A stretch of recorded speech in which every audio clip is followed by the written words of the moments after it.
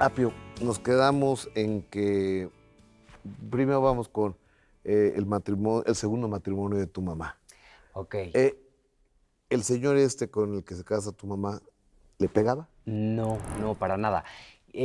Mi mamá antes tenía una relación con otro hombre, pues de esa situación de que salía con alguien y sí hubo un momento como agresivo. Yo creo que eso probablemente mi hermana se los platicó porque yo estaba muy chiquito y mi hermana como que se quedó muy afectada, que Oye, le este mando un beso a Fede. ay, la amo con ciega fea, mi hermanita, es mi vida entera.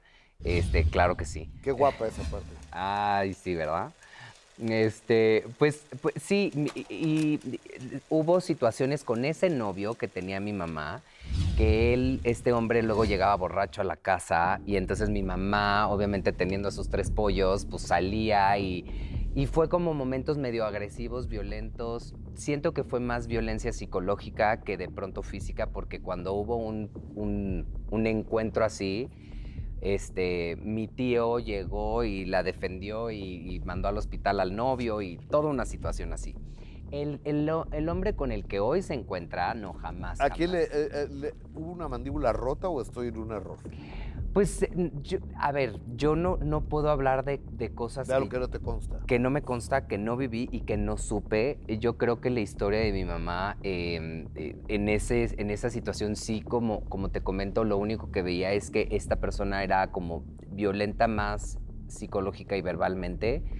Mi mamá aguantaba mucho porque era una parte donde también él nos proveía de una u otra manera, porque mi mamá no podía con todo.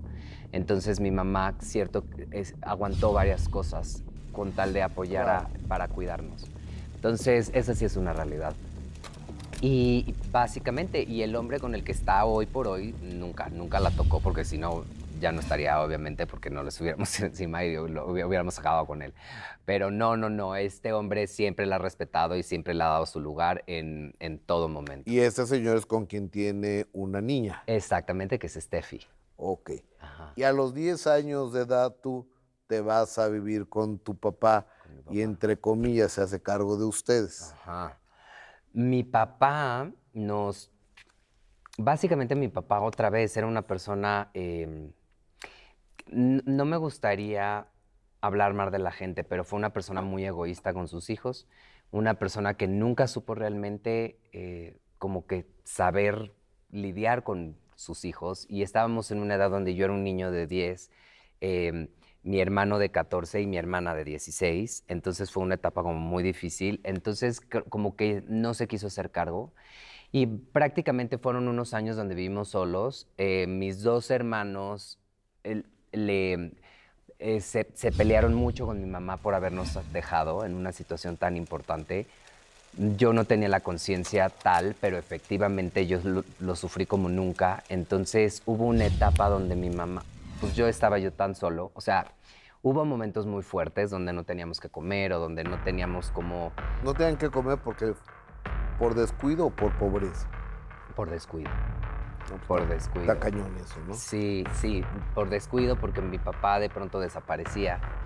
Entonces nos teníamos que de pronto ver pues, qué hay, ¿no? Y entonces yo decía, pues irme de lunch, ¿no? Pues yo llevaba y agarraba chochitos ya sabes, como para pastel y era lo que me comía de lunch. Eran como ciertas cosas que fueron muy difíciles para mis hermanos y para mí.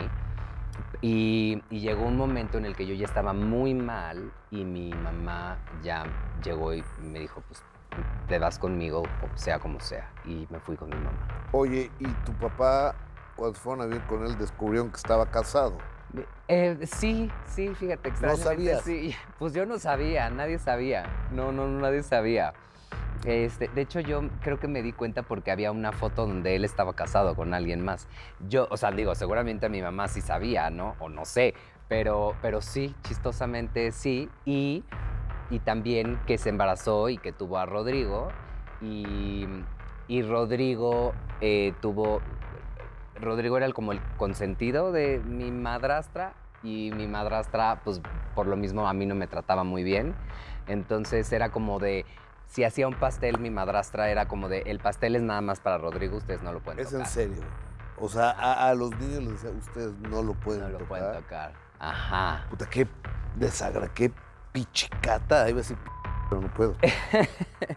Pues sí, fue una muy mala persona, pero creo que yo la verdad, o sea, a ella, pues no tengo nada que decirle. A quien le podría yo decir es a mi papá cómo permitió Tu eso. papá está vivo.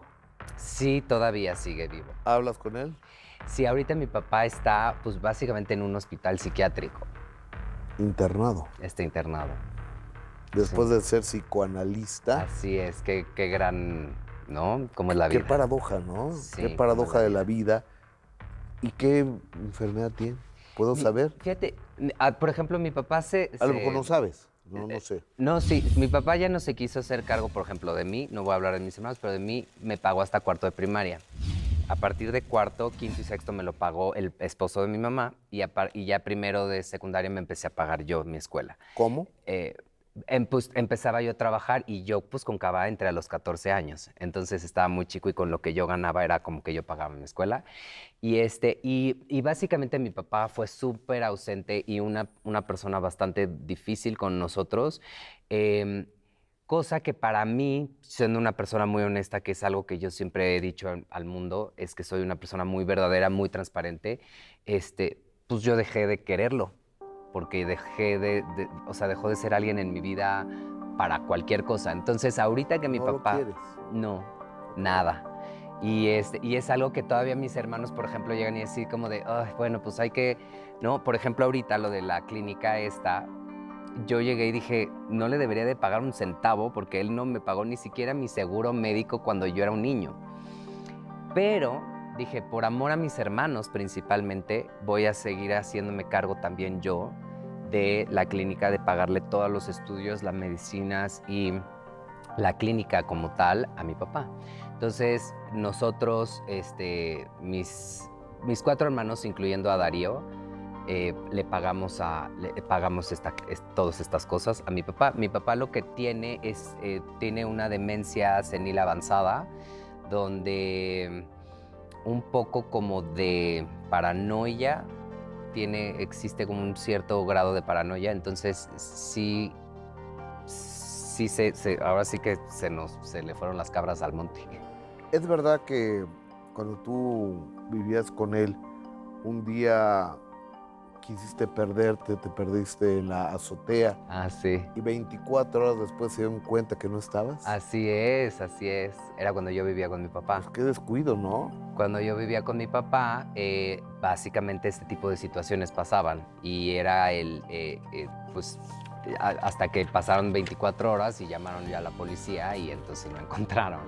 Pero era yo en esa etapa donde yo decía, pues es que no les importo, no existo y lo voy a probar y efectivamente después de un día me encontraron. Uf, Sí. uf, uf. Por eso te digo que la niñez y como ese principio de adolescencia no fue nada padre para mí. Fue una ¿Cuándo situación empezó a cambiar tu vida? Regreso con esta historia, el apio Quijano, vení.